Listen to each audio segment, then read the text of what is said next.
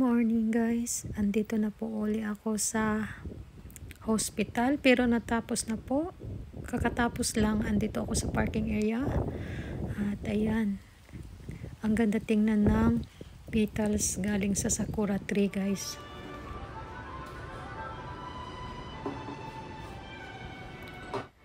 So nag-drive ako, hindi na ako nag-video guys dahil the same lang, pareho lang yung dinadaanan ko lagi, kaya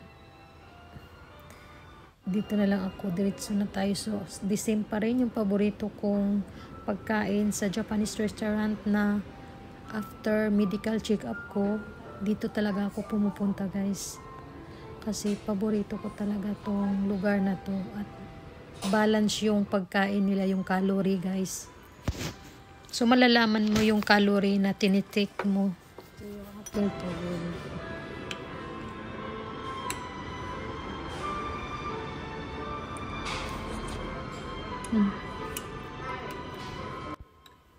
Ito yung gusto ko dito talaga kasi yung katamtaman yung lasa, mild lang.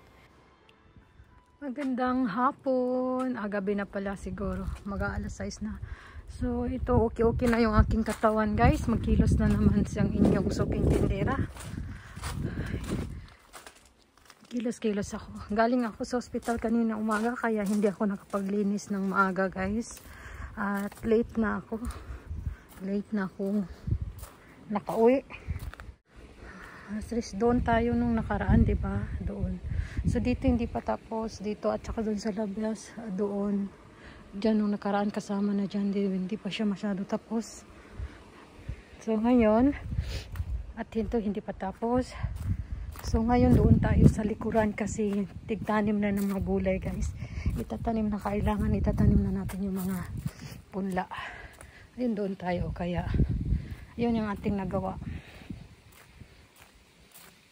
nung nakaraan, last natin na nagpaglilinis.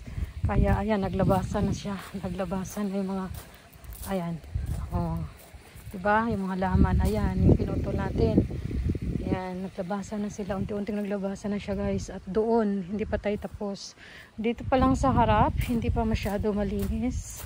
So ito nga, kasi kanina pag uwi ko ay hindi ako nakapaglinis, kaagad ako galing sa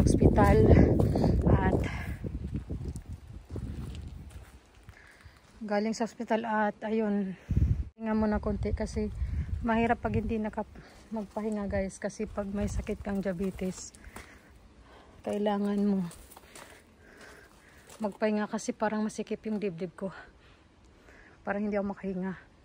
Ayan, diba, yung mga damo. Oh, dito tayo maglilinis at unahin natin yung garden dito. So yan yung ating before guys. Ayan, before natin, ayan, diba, ayan, malawak po kasi yung aking backyard guys, kaya doon ay ilang araw din bago natapos. At iba talaga pag may karamdaman tayo sa katawan. Hindi na siya full time, hindi na siya whole day na magkilos-kilos ka guys. Napapagod ka agad. Ayan, meron akong hinahanda ng mga lagayan natin ng basura. So kailangan natin tambakan na natin ang lupa para magtanim na tayo ng gulay. Mag-umpisa na tayo guys. So lilinisan natin to. Ito yung ating tinaniman ng gulay, diba? Mga okra, ayan na may natira pa. So ayan, naglinis na din ng aming kapitbahay na palayan. At doon pala guys, nawala na yung kapitbahay namin, isang kapitbahay. Ibang ko bakit nasaan. Nag-uwi na ako ng Pinas, wala na. Ito yung natapos natin dito. Ayan, diba, naka-ready na. Tapos na dito, kaso araw-araw umuulan, hindi siya nasunog. Hindi ko siya nasunog ito. Araw-araw umuulan, kaya nagsibol-sibol na naman konti yung damo. At dito, diba, hanggang gabi tayo dito. So pwede na to siya, bukas pwede na siya lagyan ng mga gulay. Kaso wala pa akong gulay. Iba yung ilalagay ko dyan eh.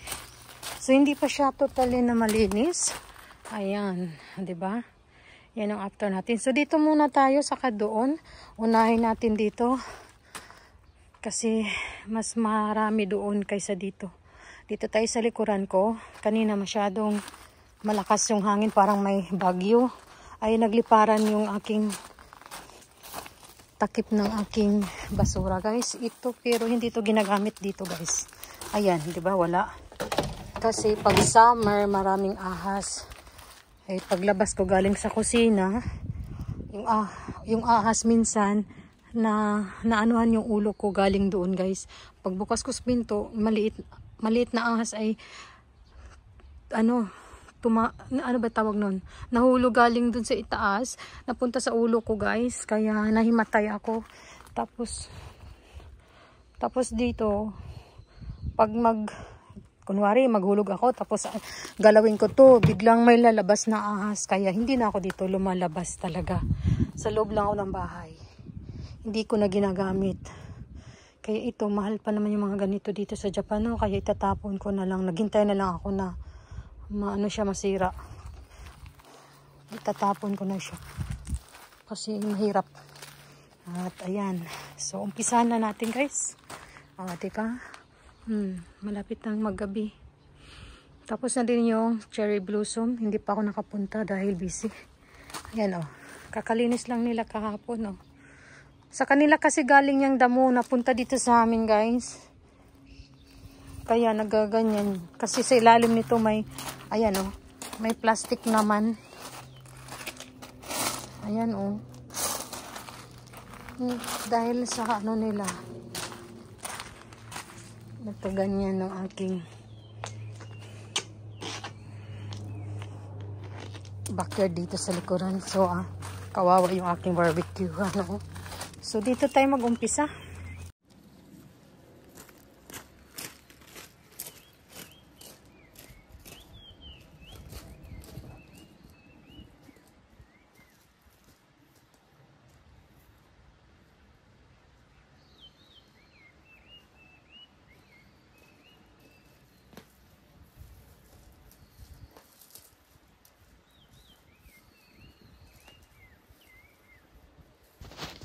Dito banda, guys, ay napakabilis talaga maglinis dito ng damo dahil marami siyang bato. Kaya paghila mo ay talagang malambot siya at walang kapagod-pagod. Ang problema lang dito yung pinakauna naming doon sa front, doon malapit sa parking area, yung matitigas ang damo. Dito talaga, diretso yan hanggang sa likod nung una nating nilinisan ay talagang malambot at madali lang talagang hilain. Ayan, dito tayo pangatlo nating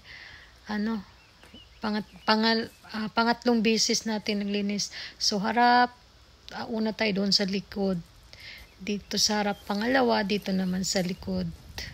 O, diba, guys? Mahirap dito talaga pag sa Japan, pag malawak yung backyard mo, ay napakahirap kasi ang bilis ng damo at pag magpabayad ka naman ng magkuha ng damo ay sobrang mahal.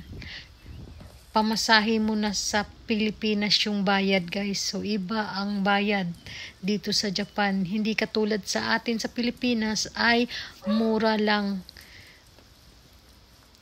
Ayan. Tapos, nagtry na ako nagpalinis sa aking backyard pero hindi siya totally nalinis lahat. Ano lang, yung mga puno. Yung puno. Dati kasi marami to, hindi fence ang gamit ko nito noon. Yung umpisa ay halaman siya. Ginugupit sa isang taon ay 2 beses. So, nung time na yun, meron yan sa old videos ko dyan. Sobrang talaga, guys. Daming damo talaga dito, guys. Tingnan nyo. Diba? Daming damo. Mahirap talaga pag wala ako dito. Buti na lang sa Pilipinas ay nagkaroon ako ng caretaker. So, nagbabayad ako monthly. Yun nga lang. Kailangan ko sipagan sa Japan. Lipat natin yung ating ayan. So, ilipat natin yung ating para makita nyo. Dyan. Diba?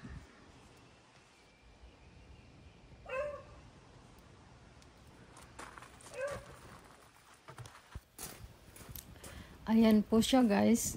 So wala po ako talagang ginagawa pag natapos kong maglinis dito sa aking backyard guys. Pero maraming nagtatanong kung anong ginagawa ko sa loob ng bahay kasi ako lang daw nag-iisa lagi at walang trabaho. Marami po ako talagang trabaho guys. Kung wala akong trabaho siguro open araw-araw yung bahay ko para sa bisita. Kaya nga Sunday to Saturday and Sunday ang open ko lang. Dahil ayun nga, sobrang busy po ako. Halos ang daming sakit yung aking mga muscle, ganito, liig. Kasi kung hindi ako kumilos at maglinis dito guys, ang pangit naman din tingnan at mai-stress din ako kasi hindi man ako sanay na madumi ang paligid kasi kahit naman sa Pilipinas kasi ugali ko na talaga to, mahilig ako sa paglilinis sa ganito. Hindi man ako perfecto na yung 100% na as in malinis na tao sa bahay, hindi. Yung normal lang talaga siya, normal pamumuhay. Kaya marami talaga akong ginagawa. So ang daming nagtatanong, natatawa na lang ako. So, malawak-lawak na po yung ating nalinisan. Ayan. So, medyo mabigat na yung aking lagayan ng basura. At tuyuin ko lang din po yan kasi sayang yung plastic. At ilalagay natin sa ilalim ng... Ibalik natin sa lupa guys pag nag-dry na siya. So, yan ang technique ko lagi. So, nakikita nyo kung matagal kayong nakasubaybay sa akin. Yan po ang aking ginagawa sa mga damo kasi parang nasanay na ako, gumaya ako sa aking kapitbahay noong meron akong nirintahan na lupa guys sa mga pananim ko. Kung naalala nyo. Diba napakabilis kunin. Pero yung maliliit talaga dito banda ay kasi laging may tubig dito banda kaya medyo hindi siya paghila mo ay may matitira-tira pang kunting maliliit. Iba dito yung doon sa gitna, malapit doon sa may window namin. Ayun, kasi makapal talaga yung bato. Kaya malambot sa hilain. Dito ay maraming maliliit dahil kukunti lang yung bato guys.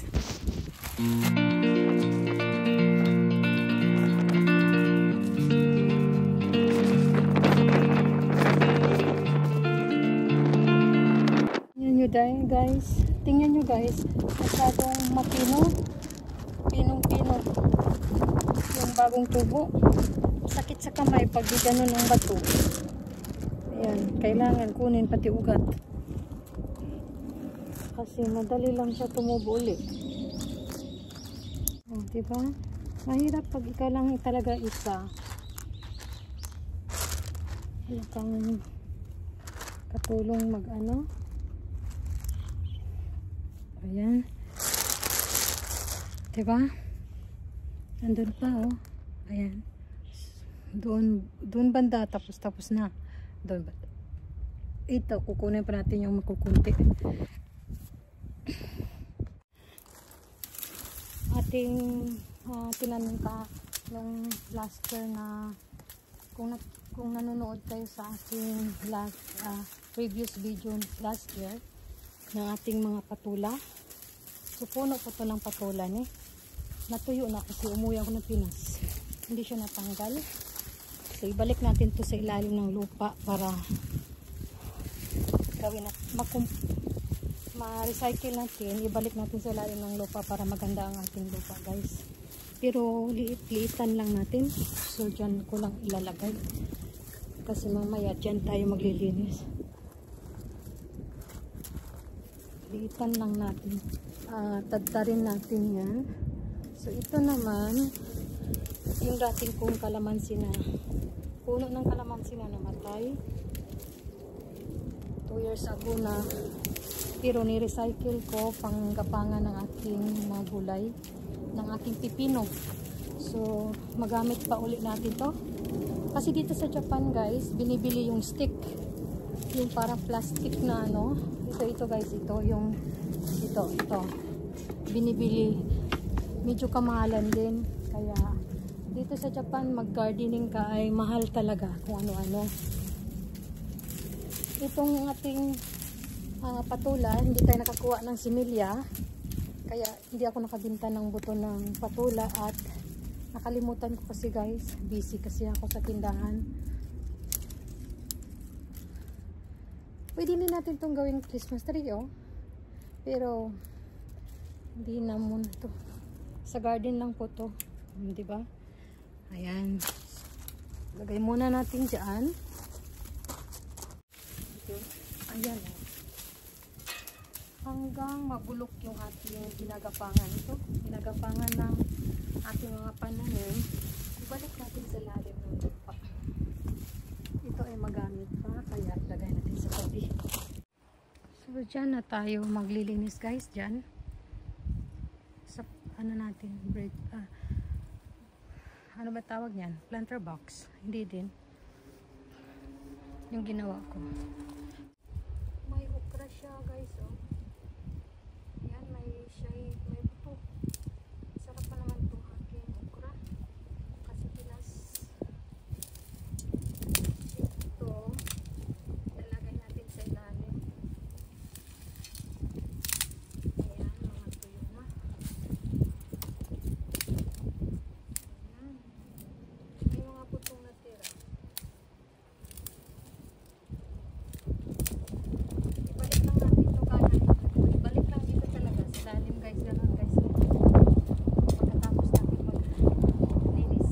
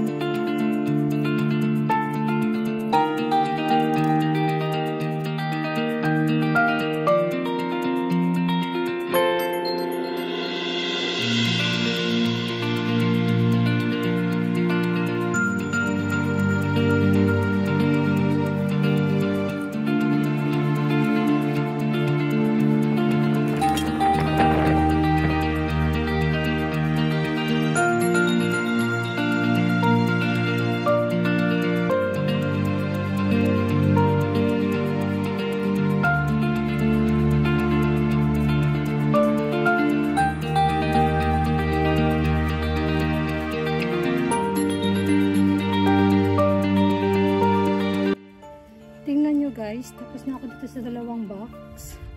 Ito, tsaka doon. Yung gabi, ayan yung mga gabi ko ay nilipat ko na lang. Kasi ito yung ating mga pinagdadamo noon. Ay, nalanta na. Ibalik ko siya sa ilalim ng lupa. Ayan, mga sanga nalata na mga ukrat. Sa ukrat to eh. Ayan, dyan ko ilagay. Naghukay ako, hindi ko na pinapakita. At dito yung tinambakan ko. Ayan. Ayan sila, oh. Yung mga galing sa kitchen. So, ilalagay ko ulit dyan. Lipat ko kasi nagiging lupa na siya.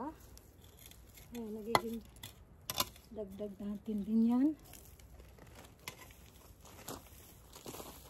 Itong green, hindi pa ilagay natin eh. Ayan. Diba? Dito dumami, oh. Ito. So, ayan. Ang ating basura talaga ay gold yan. Parang gold, ayan. Yung nalata, diba? So, binalik ko dyan sa lupa.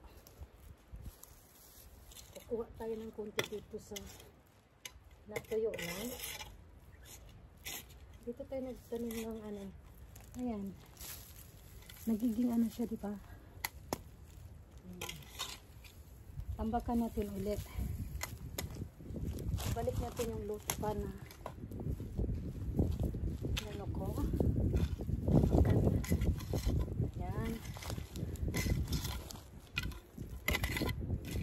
Nagbutas ako dyan guys ha. Pagbutas. Ayan o. Ayun, lumabas. Unti-unti yung mawawala. Magiging ano din yan. Makumpos na yan. Dito okay na to dito. Naka-ready na. Lalagyan ko na lang siya ng lupa na may may halong dumi ng baka guys. Na lupa. So lalagay natin dyan. Ito ay nawala na yung ating. Ayan. Diba? So meron na tayo. Sa personal malaki po to. Sa video ay maliit. Tingnan. Andun. Marami ng ano dito, kangkong at saka gabi yung tinanim natin dyan eh. Ayan. Dito na naman. Tatlong space na yan doon ang malaki. Yung sa okra. Malinis na tayo dito banda. At doon. O diba? So mamaya uli. Papakita ko sa inyo. Medyo madilim na guys. Ayan. Nalinis na natin. Magpatuyo na lang tayo ng damo. Ayan. Nalinis na natin dito. Bukas ko papakita sa inyo. Kasi madilim na. Ayan. Ayan po. Malinis. Ayan po. Malinis na. Walis na lang. Hindi tayo magwalis kasi gabi na. Ayan. Papatuyo natin. Ibalik natin sa lalim. Dito banda bala ko ilagay. Ayan. Ayan. Bukas papakita ko sa inyo. Lahat kasi madilim na guys. Ayan. Pahinga muna. Tapos na tayo. Yan. So magre-ready na tayo.